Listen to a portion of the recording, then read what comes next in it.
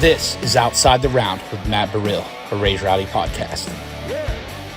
What's going on, everybody? Welcome back to another episode of Outside the Round with me, Matt Burrill. Today, a very special guest, a young lady who we've been lucky enough to watch play a bunch of our events here in town, someone that's going to be playing the Raise Rowdy stage at Rock the South this year.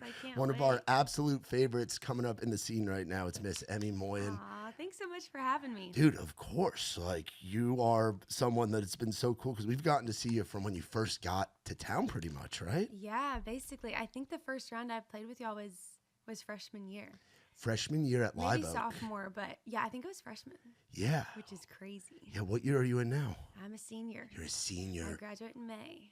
So I'm really excited because Belmont's been such a blessing of just getting to learn so much from people who have come before you and give you such great opportunities and internship opportunities. But I also feel like ready to kind of fly from that and move on to the next thing. So I'm super excited. And I think one of the great things about Belmont, I got to experience this. I went to a college up in New Jersey called Ryder, and I was very involved at the college radio station. And that's what led me to coming down here to Nashville, was having a country show. And I learned more with the programs that were outside of the classroom than in the classroom. I know Belmont's a great school and they put you through songwriting class, but you learn from being around people and being in a city like Nashville and coming and playing events like ours or the Whiskey Jams or the Grindhouses or the Magic Hills stuff. Like, all the things. You learn how to network and find your co-writers and find your people and get to see artists like you've been here for kind of the duration of watching the Ella rocket ship go off and the Meg Maronis and the Callie Princes and like watching females that you've looked up to do it. And now you're at the moment where you're getting ready to release some new stuff and graduate and go out into the world. And it seems like life's going pretty great for you. Yeah, it feels really, really good. I think that one of the biggest blessings that you get from just like being in Nashville is the ability to observe people and observe like the ways that they're doing things and the strategies that they're using and what you want to kind of use in your own career and just like making friends. Like so many people are really just amazing here. Like so many good people. I didn't know like what to expect when I came to town. None of my family did like, we have, you know, a musical background, but nobody was in Nashville. No one was doing it. And I didn't know what to expect. And I think that I've just been overwhelmed with how good people are and how willing they are to help and just be a friend. And everything's not got another motive behind it or whatever. So. Yeah, absolutely. Now you're a Mississippi girl. You got roots in Kentucky as well. Yeah. So talk about kind of your upbringing before you moved out here. Yeah, so I was born in Lexington at the UK hospital. Huge Kentucky basketball fan. And all my family is pretty much still up there. But then when I was a baby, my family, we moved to East Tennessee. Okay. So my dad took a job at Lee University. And we lived there for a while, and then he took a job at Mississippi State. So we just kept moving down. And so I kind of say I'm from Starkville because I feel like that's really where I became who I was. And Starkville shaped so much about the way I see the world. And I think Mississippi is a really cool, I mean, there's just people, they're so kind. There's people with so much hospitality. It's the hospitality state. And everything is just at a slower pace. And so I think that it shaped a lot of my music and a lot of my writing, but also just the way that I want to treat people. And then my parents moved a couple days ago into a house in Ackworth, Georgia. My dad took a job at Kennesaw State. So we're just all around the South, and I'm glad to be back in Tennessee. But it's fun to see how all those states have shaped, you know, Kentucky, Tennessee, and Mississippi have such musical influences in the way they shape country music and blues. Is pretty crazy to look at. So it was fun to be raised in those states. Yeah, and it's funny, I didn't know about the East Tennessee thing. Yeah. So I have family in the Tri-Cities in like the Jonesboro, Johnson City area. What? Okay, I almost moved there before moving here. Really? And was going to work on my aunt and uncle's farm in Jonesboro, 40-something acres with horses. And oh, my gosh. I spent some time during the pandemic over there helping my uncle build fences and driving a tractor, cutting the grass. Yeah. That's amazing. I didn't know that. Yeah, East Tennessee is one of my favorite places on It is earth. Beautiful. And I took the mountains for granted. And I think Mississippi is beautiful in its own way. But, like, just the prettiest drives to school or wherever we were going, and then you move to Mississippi and it is just flat as can be. And to me, the best fast food place in the world, Pal's. Yes. Pal's Sudden Service. Yes. People don't know about Pal's. No, they don't know. You can't eat inside. You got to drive through only. It's Sudden Service. And it is so good. It's like a secret. It is, and I've joked with my family that's out there. If they ever moved, if Pal's ever opened in Nashville, I'd try to buy into that franchise. I know it would crush. Oh yeah. And you mentioned Starkville, and that's a city, a town that I have a lot of history with going and doing shows at Rick's Cafe. Rick's, yes. Rick was such an influential part of my story. He is just one of the best people, and I feel like it's funny because he knows more people in Nashville than a lot of people in Nashville know. Yeah. But I can't remember if it was, I think after my freshman year, Colin Stow was coming to Rick's, and it was right after American Idol. It was sold out, and I just DM'd Rick, and I was like, hey, if there's a chance that Colin would accept like local support, I would love to come play an acoustic show. And so he helped me get that. And then from there on out, if there were just people coming in who didn't have support or whatever, he would always put me on those shows. And so I loved playing Rick's, and Rick's is such a staple. Like when I say I'm from Starkville, anyway, anybody here is like, Rick's, I love Rick. And he's so passionate about giving young people opportunities. And it's been a lot of really fun nights at Rick's. Yeah, what was your first time going in there? For the Colin Stow show. Really? Yes. So your first time going in there, because you were under 21, makes sense. I think you can get in there under, but all my friends from high school, a lot of them went to Mississippi State, and a lot of them rushed, and you'll get blacklisted if you're out on the town before, and people find out about it. So we always, when we were ever hanging out, we never went out to the bars because it was like, I don't want to go alone to the bars, and none of my friends could go. But yeah, Rick's was the first time I was there was when I was playing. Yeah, I got to do that with Muscadine a couple times, and I did it with Trey a couple times. And Stark Vegas just there's something about like that big time spot in a small town. Yes, exactly. It's crazy. It's like this gold mine in the middle of, Starkville is a cool city, but in the middle of nowhere. Yeah. And like all the shadow boxes on the wall, if you go around and see the people who Kenny played. Chesney, Snoop Dogg, Co Wetzel, Morgan Wallen, Luke Combs, like everybody has come through there. I remember one show there was opening for Logan Crosby, and that day Rick's Cafe posted a picture. This was maybe 2 years ago, and they posted a picture of like 5 years ago today. It was Morgan Wallen, Hardy, and Lainey Wilson was doing the acoustic support. And I was just like, you could get that ticket for probably $25. Yeah. And so it just feels like a rite of passage place, and those are fun to play. Yeah. So. Now you've been here for I guess this is your fourth year here, right? Yeah, Third or fourth? 4 years. Yeah. I went home for some summers, but last summer. Well, I'm saying with going to school. So what was the year that you moved here? 2022. So 2022. Okay, yeah. So this is year 4. When did you feel it really start working? Because I know you put out a bunch. You've put out a lot of songs. Yeah. And it seems like this year this past year, 2025, you really focused on writing and growing on that side of it. Yeah. But when did you feel it all start kind of coming together for you? Yeah. I had a really hard freshman year. I was really homesick. I graduated with 53 students, I think 53, and 2 of us left the state of Mississippi. Wow. And so I just had to get used to living in a place where I wasn't comfortable at first, and kind of stepping out on my own. And then also, I think it's hard. You move here for a dream, and then you get here and you're like, well, how do I do this? Like, how do I get my foot in the door? I took a digital music marketing class with a professor, Erin Duvall, at Belmont. And our assignment for the semester, our ongoing assignment, was you had to post 3 times on a social media platform. And you could post like about food in Nashville or about live shows you went to. But if you were an artist, you could do, yourself. And so I just started posting TikToks literally for a grade. Wow. Yeah. And I was doing these covers, and I love doing covers on TikTok, but I was just getting sick of I'm sick of me. Like, people are sick of me. And I just wanted to do something different that showed off my songwriting before I had music out. And I also wanted to show like the power of songwriting and what it can do. So I think the first one was Tin Man by Miranda Lambert. And I just took it's the same melody, and I just wrote it back from the perspective of the Tin Man, and just to kind of show a different side of the song, and also like, look how badass this song is. Like, yeah. and it did really well. And so I started doing some rewrites and getting attention from like some of the artists, like Miranda reposted one, or Eric Church reposted one, or whatever. And then my sophomore year, second semester of my sophomore year, I got a songwriting internship at Warner Chapel. And the internship was only writing. What a great place Oh to my have gosh. a songwriting Yes, internship. Shout out to exactly. our Warner Chapel friends. Exactly. It's a great spot. Such a great spot, such great people. And Benji was my point person there.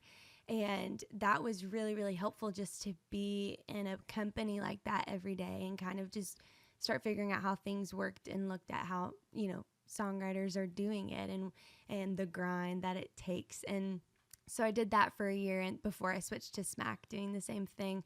But I think that it was like sophomore year is where I really started to feel like I had built a community outside of Belmont. And I felt like I was really starting to get my footing in the writing world. And then this past year, I just wanted to take a second to not release and write my ass off and like figure out who I was. And that's so important. And so many Yeah. people rush to put out an album or an EP, but they don't have themselves quite figured out yet. Right. So I commend you for doing that. Thank you. I think, you know, it takes some trial and error, and it's different for everybody. But I think through all those sessions, I was just really able to find out what I wanted to say, and also how to materialize it to say it to somebody else. So kind of what I like to say is like, my mom's side is a lot of traditional country and bluegrass, and we grew up like everyone bring out their instruments at Christmas and stuff. And my dad's side is like not musically talented, but just loves music, and he his favorite band's U2. Oh, sick. And grew up on a lot of U2 and like Killers and Coldplay and stuff. And I'd always like been like, this is just music that I love that has influenced me, but I'm not going to put it into my writing or artistry in any way. And then I went to a U2 show, and just like the feeling of like big and energy and spirituality almost at those shows, I was like, this is something I want to incorporate. Almost like this sense of healing, and you can just go there and feel really understood and feel better about yourself and the world once you leave those shows. And country does that too, but just I want to blend like all of those things with like the intimacy of country music, and a steel guitar and a banjo and like really, really detailed songwriting and storytelling. And so that's kind of the lane that I've like figured out this year, but I never would have kind of honed in on that if I hadn't have taken the time to write. And I'm still figuring it out, and I'm still honing it in, but I think that we get here and we just say we want to make country music, but you got to find where you stand out, and you got to find what makes you different.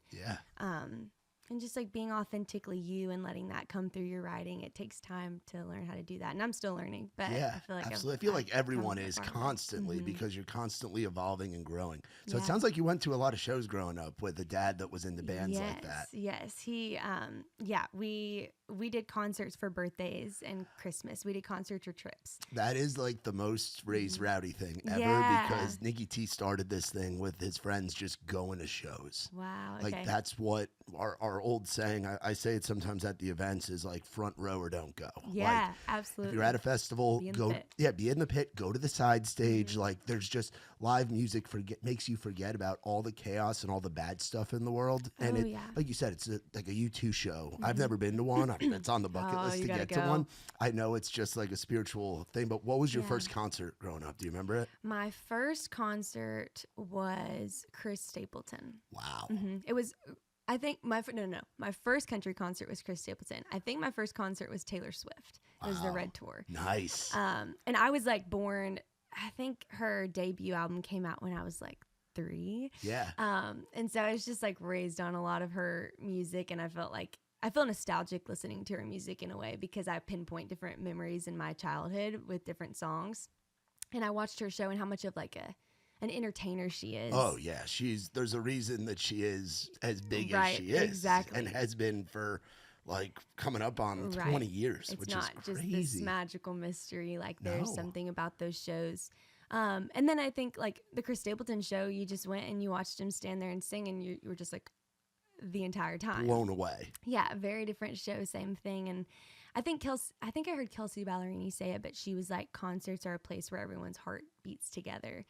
And I think that's really true. And I think that even if it's like stadium shows, arena shows, even if it's like rounds sometimes on a good night, it's just like everyone's heart starts to beat together. Yeah. And you just get addicted to that feeling. So yeah, you're someone that's been a fixture of playing our events, and someone that whenever we are lucky enough to get you on a lineup, we're always so happy. And you're someone that comes out and is in the crowd hanging with your friends too. Like it was great to see you this past Tuesday. Yeah. But the last time that you played with us, you had that room in the palm of your hand. And like you talk about, where there's something about the live music experience where everybody's heart beats in unison. It's spiritual.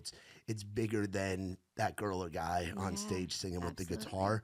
You had that. Thank you. At the local, and rounds are so tough. It's such a skill to be able to do that. Yeah. Like I think back to Ella used to always get mad when she would play and people would be talking at Live Oak. She'd always get so angry. And I'd be like, Sissy, and this was like when Ella was around your age, like 21, 22. Yeah. And I was like, Sissy, you got to win the room over. And it was funny because we would have her play with Joy Beth Taylor. Wow. Okay. And Joy Beth has that skill that you have where it's taking the room. Like it's quiet and you feel there's that emotion that you're bringing in your voice, but also the words. It's not even just, I mean, the melody's obviously a part of it, but I hadn't seen that in the local much since we've been over there, and you had that. And that was something that Nikki T and I were talking about. Thank damn, you. Emmy's getting this thing figured out. Thank you. That was such a fun show. And I think it's about like writing words interesting enough that make people want to shut up and listen. Yeah. But I also think it's just like realizing that if you take the focus off of you and like stop worrying about every little note and what people are going to think of you and how you look on stage and all this stuff, and just put the focus on like, I want to serve other people in this room. Like I heard one time, it's not the entertainment industry, it's the service industry, and we're here for other people. And I think when you start to have the outlook that like music is not for you, it's for everyone else in the room, it's for whoever that song is being played for that day, it starts to shift the way that you perform. And I think it's a little bit more intriguing kind of thing, you know? Yeah, it definitely is. And I forget who we had you up there with. I gotta look that up, but like you set the tone for that round, and it was so cool. I want to look that back up real quick. Who you were? Yeah, I think they just moved to town. I think we've got it right. Cooper Ledford and Maddie Rose, who were also incredible. They were amazing. Maddie has been here for less than a month. It's crazy. And Cooper's been here for like 6. Wow. And they're right around that same age where they're not even 21 yet. That is crazy. What was it like moving here and playing rounds under 21 and being in the bar setting? X's on your hands. X's on your hands. Which, shout out to all the venues, like whether it was Live Oak or Losers or Duck Blind or now Odie's and the local. Yeah. The venues. Thank you guys for letting us bring in the underage talent. But what's that like being a kid and then being in an environment like that?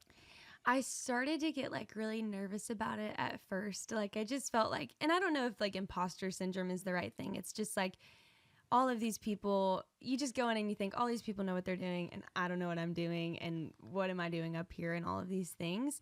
But then I started to really like take a little bit, like gain confidence from being like the youngest person on the round or the youngest person in the writing room or the youngest person on the lineup. Like that's a good sign. And just like finding a way to like let that make you more confident than letting it make you more insecure of like I'm here and I'm doing this and I'm younger than everybody else, and it might mean that I look a little bit greener on stage and I don't bring as much to the writing room as other people do or whatever, but I mean, how lucky am I that I get to learn alongside people by doing it? Yeah. And I think that I'm excited when I'm the youngest person on things. It's like, to me, it's a confidence booster. It's like you're here, and I think that Nashville is like, there are a lot of things that are given to you and people are willing to help, but there's a sense of like earning what you get here, and I'm proud of that, you know? So I think it took me a second to get to that perspective. I used to be so nervous, but then I just thought, and I still get a little nervous, and I always want to get a little nervous, but coming in with like a quiet confidence about you is what is going to make you perform better and write better and do everything better here. You know? Yeah, absolutely. One of the songs that you played the other night at the local, you mentioned that you wrote it with my good buddy Johnny Clausen. Yeah. Talk about working with writers, not only just Johnny, but other folks that are at the top of the songwriting world currently, and you're getting to be in the room with them and getting to even in some way be the artist in the room at such a young age. Yeah, absolutely. That's been such a fun thing to do, and it's kind of I owe a lot to like Warner Chappell and Smack for that, of just like kind of taking me under their wing and letting me kind of work up rosters and stuff. But I think that you just go in there and you're just like in awe of how good they are. Like you bring your best ideas and you do your thing, and then you watch them, like with that song Craftsman that I played with Johnny. Like I had the title and this idea, but like I had no idea how to make it work, and I just like told him about it, and it's just like it's crazy to watch them just like put the pieces into place. Like they're so good at what they do. I got to write with Ben Williams and brought in the same kind of title of like, I think this is cool and I see direction, but I don't know how to do this. And you just watch them like know exactly where it's going, know exactly how to like form the phrasing and the melodies that they just come up with. And I think that they're kind. And I think that speaks a lot too. Like I always feel comfortable in those rooms, which is really like, not everyone makes you feel that way. No, especially being a young female. And I think that's something that I think about guys like Ben and like Johnny that do so well writing with females. Yeah, they're because so good at it. It's such a different thing. Right. And I know you have girls that you enjoy writing with too, and you're a girl that girls enjoy writing with, but there's something about keeping that professional but comfortable to where it feels like family, like you're writing with your brothers or your cousins. Right. You know? Exactly. And it's like you look up to them in so many ways, but it's also fun to be like, a peer, a co-writer, and like work alongside them and learn, and then also just like have a good time and be friends and take advice about writing, but then also other things, what they're doing. Can I pick your brain on this? Can I pick your brain on this? And it's been awesome to kind of learn from people who are crushing it right now. So. Yeah, and it's kind of like it's got to have that validating feeling too that you're a young artist and these guys are out here getting hit after hit after hit, and they're wanting to put time on their calendar to spend with you and grow you as an artist, and they see that, you know? Thanks. Well, I'm grateful for them. Yeah, awesome. No, and I'm sure they're grateful for you as well, for sure. You excited for Rock the Country or Rock the South this year? I get all my Rock this confused. There's so many Shout out to all the Rock the Countries, but Rock the South. Have you been there before? No, I've never been. Okay, so I have wanted to go every year, and we could never make it work. We were either on vacation or the money just wasn't there for tickets or whatever. So I'm super excited. It is a time. I think the first one I did, it was when I was working with Trey. Okay. And I think Miranda was headlining that day. Ella was there just hanging out with us. Like it was a wild time. And that was when it was back in Coleman. Now this year it's in Decatur. This is the first year they've in Decatur. Okay. Yeah. Cool.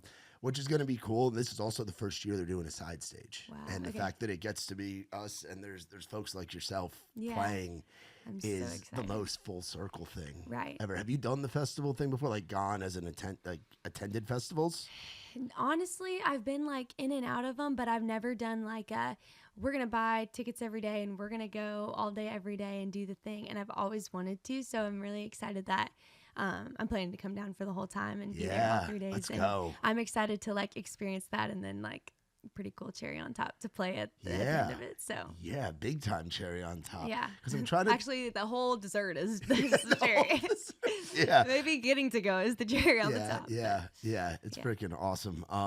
But because I'm trying to think of what festivals are in Mississippi really, because there's the Neshoba County Fair is a big one. Done that.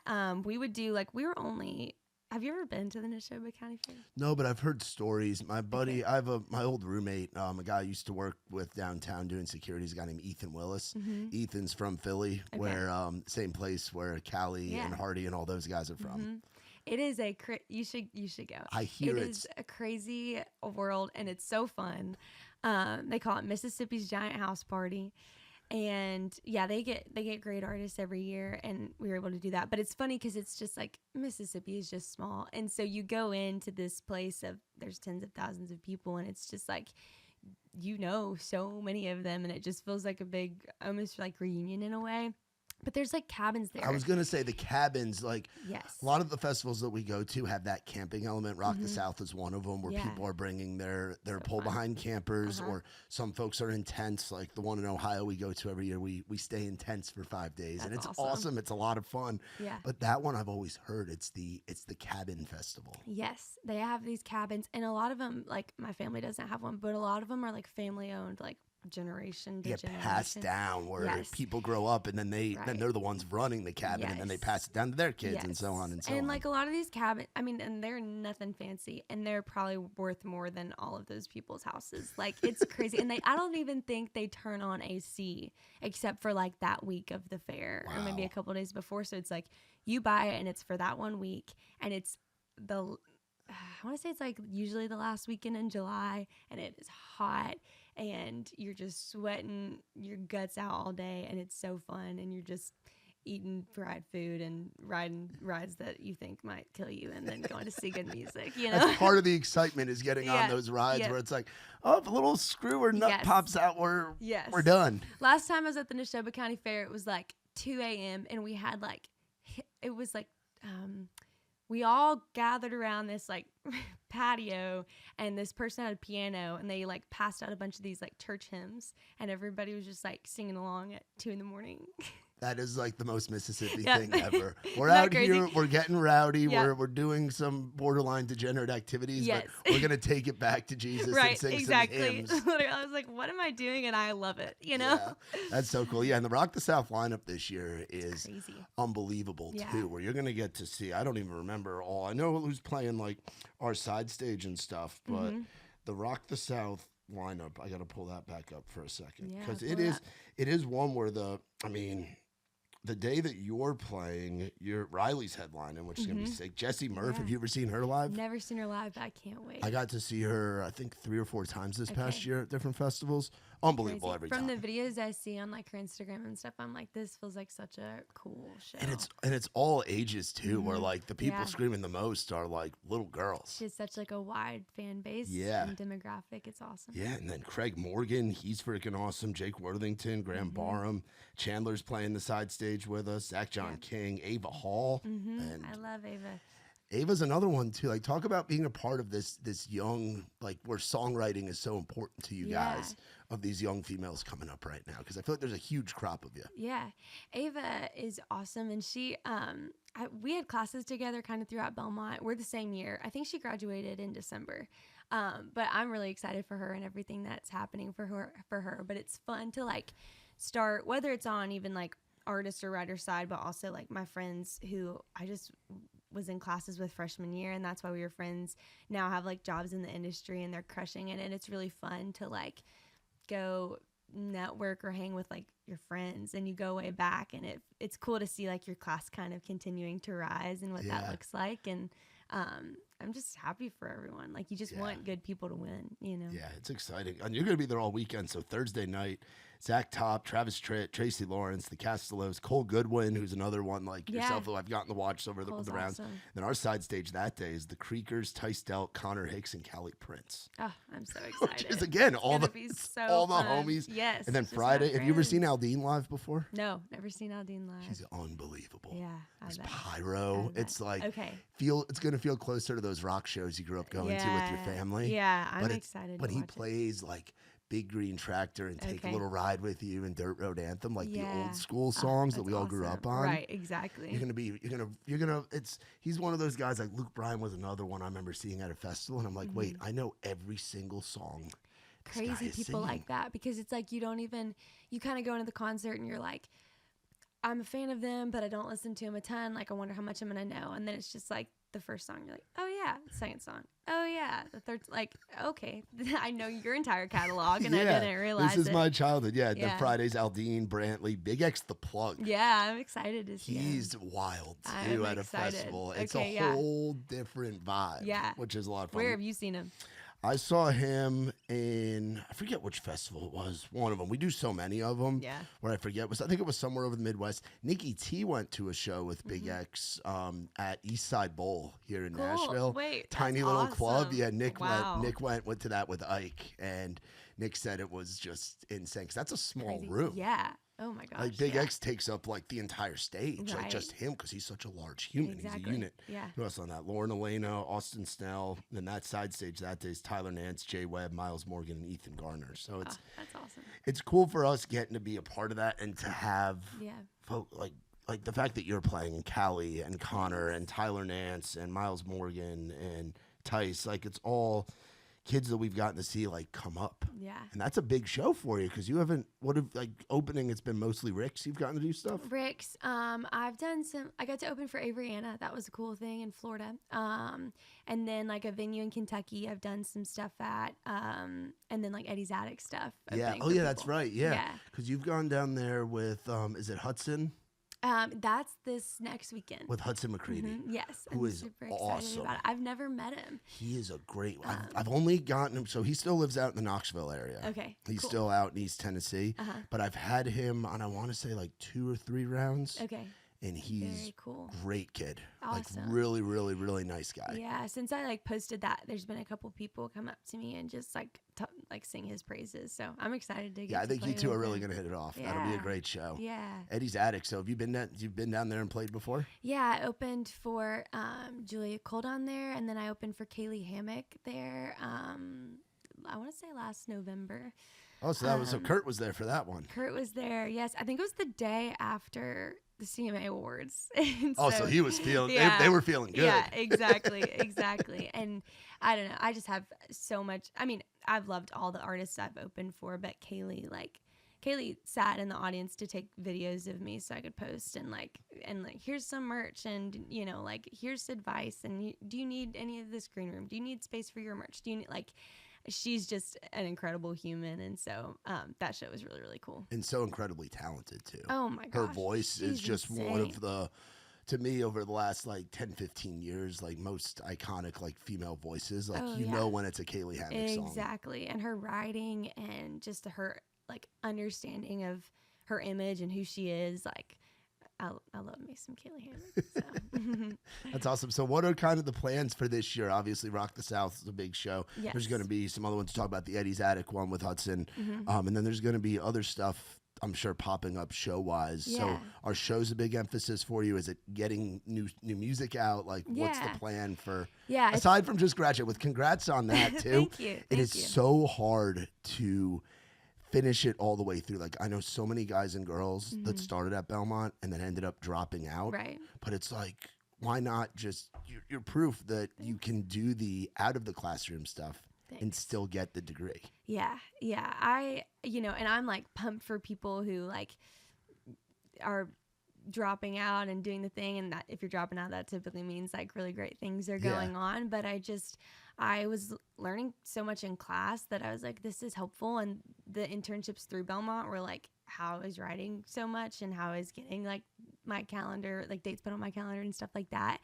And so I just thought I know that it gets really busy and overwhelming, but it's not once school isn't in the picture, it's not busy and overwhelming. And I'm going to enjoy the resources I have here and just try to do it all. And I think that, there's a million different ways to do it and no one does it the same way. But I just think that getting the most knowledge you can as you're doing it / beforehand you're doing it is really helpful. And so graduating and still writing is very much at the forefront of what I want to be doing. Shows like that. I love support slots because it's just you get to go to a crowd that, you didn't have to worry about selling tickets for and kind of put yourself on the same graphic with an artist who you really respect and who the town really respects. And I think that's a really good look. But then we're also trying to do more full band stuff. I played my first full band show last year at Country Showcase. And so that's been really fun to like get more comfortable with my band. We've been up to Maryland and Las Vegas, and we'll do the festivals and stuff like that. What was Vegas like? It was at Stoney's, and it was so fun. I loved it. It was such a good venue. It was a really good crowd. Had you been out there before, or was that your first time? Yes, I'd been in Vegas before, but never to play. And I love Vegas. I think it's so fun. I think there's like so much to do, and I think that weekends there are really fun. I think like living there would be crazy. Yeah. But I think it's really fun to just travel to and stuff. So, and I am just such a, like, I love being on the road all the time. Like, I love being in some random, like, town in the middle of nowhere. I love being, like, on a road where you can't see anything. Like, I just have an itch to, like, always have a suitcase unpacked or, you know, or, like, have a suitcase packed. And, yeah. You know, like once you get to like, it's really fun. The little stints I have where it's like a lot of shows and your suitcase is literally sitting in your room until it's like time to unpack and pack and go for the next thing. I lived that life for a long time. Yeah. Where it's you get back on Sunday and then you wash your clothes and then you pack it again and then you're gone on Wednesday and then back on Sunday and it's rinse and repeat. I get like such a rush from that. And I think, it's kind of a side note, but like my dad, when he was working at Lee, he led a study abroad trip to Cambridge, England, and for 20 college kids. And at the time I was in 4th grade and my sister was in 5th grade, and they just like took us out of school and we just went to England for a couple months. That's awesome. Yeah. From East Tennessee to England. What was that experience like? You're in 4th grade, so you're what, like 10, 11, something 10 years like that? old. And we just like packed as many suitcases as you could carry through the airport and just left. And every weekend we would travel, like they would do excursions around the UK and stuff. And then we did like a month of independent travel anywhere you wanted to plan in Europe. So like all the college kids who were going with us like planned their own stuff, and then our family did. And I just think it gave me such a travel bug. And like I just think there's so much perspective, even from a writing point of view. There's so much perspective you get just from like seeing the world. My sister's adopted from Guatemala, so we go to Guatemala a good bit and get to like go back and see her like foster family there and stuff like that. And just we've gotten to just do a lot of cool things through travel. And I think it's shaped so much of like who I am. And I think that even if it is like, I mean, obviously going to London is a little bit different than going to like some random city to play some random show for 20 people, but it's like you still get that bug from it and you still get to scratch that itch with it, you know? It's that adventure of being somewhere new. Exactly. And it gives you so much perspective. Right. Because there's a lot of folks that, even for me, like being from New York, a lot of my friends are still up there and they've gone on vacation to like Florida or gone to some of the major cities on trips, but they haven't gotten, it's important to see how other people live. Oh yeah. And it gives you a lot more gratitude for how you live. It gives you a lot more like grace for like differences of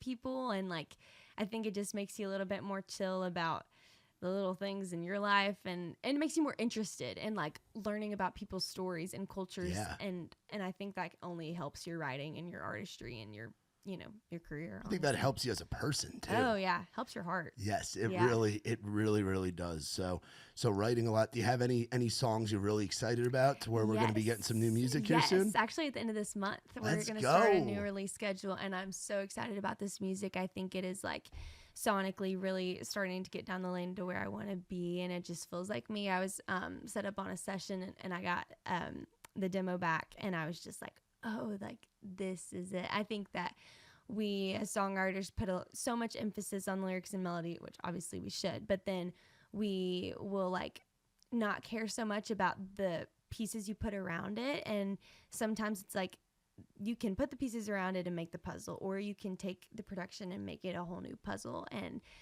vocally, I feel like I want to use my voice as like more of a main instrument of a song, and just like cooler harmonies, and like Sabrina Carpenter is like queen of that, of her, just listening to her. If you isolated her vocal, it is just so interesting to listen to because of all the different layers and parts going on.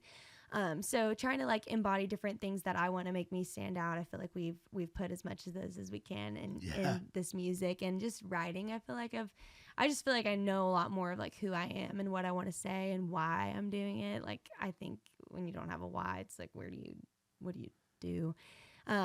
And so I'm really, really excited about it. We're going to do I think it's going to be just singles leading up to an EP. But that's awesome. Let's thank go. You. Thank you. Now you talk about finding your lane and sonically. Give me a little taste of where that kind of lives. Yeah, absolutely. What is this new lane? Because we know what you were putting out before, and all of that stuff was great. I think a great introduction to you as an artist and singing about what you were doing at that time. But tell me about what's coming. Yeah, absolutely. I think that I'm just a lot more honest in it and vulnerable about my life. I think that we can get in our heads about wanting to just find a cool hook or wanting to find a really great melody, which those things are important. And there's songs that are just they're what they are because they have a cool vibe, and that's also incredible songwriting as well. But I think that I'm just a little bit more transparent about my story and where I come from and things I've gone through, and a little bit more interested in how people are going to take the song and kind of put it over their own lives versus you're just you're telling your story and that's it. I think you kind of start to think about and see in the comments of TikToks and stuff of I was going to ask that. People, I was going to ask about the comments and people relating to the songs that you're teasing on there or your interpretation and reworking an incredible song like Tin Man or an Eric Church tune or whatever. What's it been like having an audience of over 100,000 people on TikTok and climbing up there on Instagram too and getting people commenting? Yeah. I think we don't give enough credit to the people who listen to our music and what they think about it. It's such a good guide for where you want to go. I think that industry is really, really helpful and can give you a lot of great advice and can lead you along the way. But at the end of the day, it's people who are commenting who are going to come to your shows and who are going to stream the music and buy the shirts and do all the things and really invest themselves into the community that you're creating. And so for example, the next song is called Daughter, and I had written the chorus and I hadn't even finished the song and I had no intentions of releasing it. It was just really personal to me, and I put it on TikTok, and then I just kind of watched it. And it didn't go viral. I think it got 60 or 70,000 views, but the comments were what stood out to me. I think it was just it was comments of people telling their stories and how they related to this song. And there was a comment of I found my community in this comment section, and there's people making these threads under the comments talking to everybody in them, and also a demand for it of please release this. When is this out? How can I stream this? All of those things. And so for the first time, I felt there was a little bit of importance in what I was doing and demand for it and a bigger purpose in it. Because you start to see the way that you are hopefully having just a bit of a positive impact on someone, or just making them feel understood or kind of tell their story. And so I feel once you get a glimpse of that, it's you are addicted to the need to release it because you just want to it's the service industry. We're here to serve, So, yeah. That's such a great way to look at it I love how you're calling it the service industry. Thanks. Because without the fans and without the people, even that's the great part about growing up loving music. Right. I feel if you don't love music, if you don't love listening to music, trying to do it as an artist isn't going to work, No, absolutely So not. thinking back to your favorite songs growing up and how excited you were when there'd be a new Taylor Swift song or a new Kings of Leon or a new whatever. Yeah. And the fact that people are feeling that way about something you weren't even thinking about releasing. Thanks. And and that's the fan base right there. The Yeah. community and the fact that they're all talking to each other and you're connecting people through a chorus of a song you just threw up there. Yeah, it's super cool. And it's I know social media can be annoying and the algorithms don't always work in your favor, but it's free if you want it to be free. And it's such a great just bridge to where you have direct access to anyone who's interested in what you're doing. And the tools that you have in your hands because of that is I think it can create something really special. And I think right now it is I'm not saying it's what breaks artists, but I think that there's not an artist that is broken in the past, couple years where social media isn't in some aspect really influential in the way that they've skyrocketed, Yeah, it is. I mean, yeah. It is the way that artists are being broken. Yeah. And it's okay to say that because it's the world that we're living in. Right. Exactly. you need to be able to show that you can connect with people. Right. And Exactly. the social media thing is what sells tickets now. It's a different, Oh, yeah. just like radio was, and just like CDs being available at Walmart or Target was. Right. You Yeah. know, it's Yeah. just a different world that we're living in. What's a comment that really stood out to you where you were like, wow, I've impacted this person? Yeah. I think that one of the comments was like, this helped me leave and when I needed to. And I think that makes a difference because you feel like you're making a difference some way in their life, even if you don't know their story totally. But I think a comment that I read the other day was like, your voice feels like home.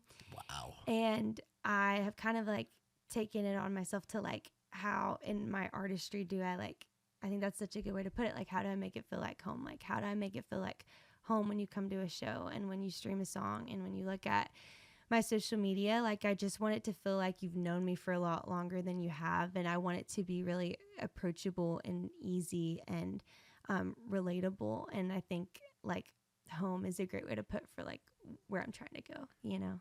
Yeah. Yeah. You've got this thing figured out, girl. No, No, but you I do. try to. You do. You are so insightful. Thank you. Like, it is not enough people have that. Thanks. And have that feeling, that putting themselves in another person's shoes, Thank you know, you. like that empathy, if you will, Oh, like yeah. of wanting, really caring Right. and just wanting to spread positivity too, even if it's Absolutely. singing about a negative experience. Right. That's got to be the coolest part. You're singing about something that was sad, or like a breakup or something bad that someone did. Right. And someone else went through that too. Yeah. And they're finding that recovery and getting back on their feet Right. through your words and Right. your voice. Exactly. And then I think you kind of find like in your own life personally, you see like reasons that maybe like you went through certain things, and not that it's all for music, but it's like, if you get to take what you've gone through or an experience that you've had and shape it into something that helps somebody kind of work through something, or just like smile, or just like roll their windows down in the car. Like, if you get to bring people joy or understanding in any way, like that's the thing, you know, like that's it. And once you find a why in that, it's like you're so much more motivated to like get up and work as hard as you can all day, every day. 'Cause it's like you see a real purpose for it, not just it's not about you, you know. No, it's the service industry. Yeah, You're out the here. service industry. You're out here serving That's my new people that are motto. looking for music. I mean, honestly, it's great. Now, what do you like doing when you're not doing music? I know it's busy. You're writing a lot. You're going out doing the thing, going to events and stuff. You're getting ready to do more stuff on the road. But Yeah. to get away from the music stuff, what do you like doing? Yeah.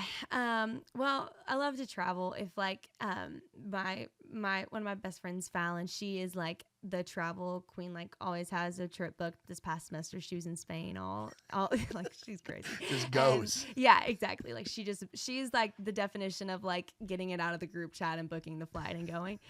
And so anytime I have like a weekend free, it's like, where can we go? What can we do? Whatever. But then I also I love to scrapbook, which is kind of funny. Okay. I think it's like, I love like going back through my life. It's like nostalgic to me. It's almost like journaling in a way of like getting to like go through pictures and experiences of this past year and like put it into something that's tangible. That's like really fun for me. I love like crafts and stuff. Like I love like making art. I can't paint. I can't do that stuff, but I like being creative in other ways, not just music. I love to just like go for drives. I love embers. I love just like going on a walk, or just like doing something that I think like I can't remember where I heard this, but we're talking about like, if you have a job that is like a lot of working with your mind, your free time should be full of things that are like moving or working with your hands, or like, and so that's really fun to me of like, Yeah. I love to run. We've gotten into like races this past year or Oh, two, really? which is fun. Yeah, I want to try to do a half marathon this Okay. year, so we'll see. I like just like setting goals off and checking them. And my mom, like I do them with my mom and my sister. Oh, it's a family thing. I love that. Yeah, and so we kind of all got into it. My mom and sister got into it first, and then I've kind of like joined the bandwagon a little bit, and so that's fun. I love volleyball. I played volleyball for a long time in like middle and high school, and so anytime we nice. can get like on a beach volleyball court or whatever, I love to be outside. And then like my comfort show is Friends, and if I have a few hours free, that will be on the TV. Have you been to New York? Yes, been in New York, and then we got to go to the Warner Brothers studio in LA and like see the couch and do all the things or whatever. So yeah, it's really cool. I love that like lifestyle, and I just think it's fun that show's crazy, like how it is passed through generations and like it's timeless in a way. But it's funny, like starting to get into I think they're in their 30s, and so I'm younger, but like starting to like watch it and experiencing more of like what they're experiencing in ways is funny. So I love a good comfort show too. Yeah, no, it's important to have those. And have you done the Music City Marathon or any of the running events that go on up here? I did one here. It wasn't the Music City one. I forget what it's called. It was a 10K. And then we do them in Kentucky. They do like a bluegrass 10K on the 4th of July. I feel like the Kentucky ones have a lot of hills. Mm-hmm. Yeah. This one that we did is not too bad because it's through like kind of downtown Lexington. So not that bad. But I've heard the Nashville one is bad. I'm a little scared about it. Yeah. I've heard it's hilly. But yeah, and then they do like some Starkville races. But they do those in January, and I'm not about the cold. So we do them in the summer. Yeah, it's like growing up, I used to do Thanksgiving up in Maine because that's where my dad's side of the family was. Okay. And my dad grew up as a runner, ran cross country in college. My little brother ran cross country in college. My sister's always been athletic. I've never been a runner. I definitely need to try to be better about that. I feel like it'd be good for me. It's like the runner's high thing, like, and I'm honestly like, I'm new to it. I've only hit it like a few times, but once you get there, you're just like, oh, like it feels like euphoric in a way. You're just like running and you don't even feel like you're using any energy. It's really weird. But like those kind of things are really like calming to me. But man, sometimes I do not run. It sucks sometimes, but it's good for your brain. Yeah, no, it sounds like it. Yeah, they would do turkey trots during Thanksgiving, but it was in Maine. Okay. So it'd be like 20 degrees, 15 degrees, and I'd be standing with the rest of the family watching them as they went by. Wild. Yes, my family did like their own kind of like whoever wanted to do it did like their own turkey trot this year at Thanksgiving. And I did not participate. No. In the summer, I'm there. That's awesome. Yeah. That's awesome, Emmy. Well, hey, congrats on everything. And Thanks. do we have a release date for February 27th? February 27th. All right. So this episode will have already been out. Yeah. For sure. Okay. So everybody, and it's called Daughter, right? It's called Daughter. So everybody go stream Daughter. Stream it. And be on the lookout. What's the best way? Do you post more stuff on TikTok, Instagram, or do you kind of balance it with both? I'm all the time on TikTok, but the best way to keep updated on like releases and shows and stuff is Instagram. So be sure it's all my socials are just at Emmy Moyen Music. So people can follow me there and figure out everything. Get on the train now.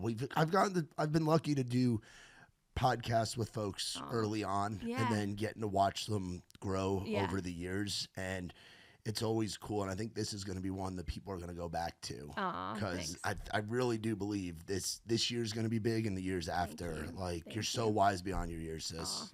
And you're someone that Nikki T and I are very proud to call family, and someone that we always love having around, and can't wait to introduce you. I've introduced you on stage well over a dozen times. Yeah, but on that June summer day, introducing you in Decatur, Alabama at Rock the South is going to be so full circle.